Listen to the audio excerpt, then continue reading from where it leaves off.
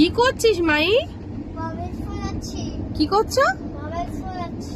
তো কোথায় উঠেছো তুমি? উপরে।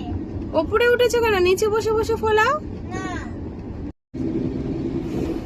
এই দেখো বন্ধুরা, আমি বাবেল ফোলাচ্ছি। বাহ, খুব সুন্দর হচ্ছে তো মাই। হে হে, আমাদের কেবিনের মধ্যে কি উঠছে দেখো, বাবেলস। খুব মজা পাচ্ছ মাই?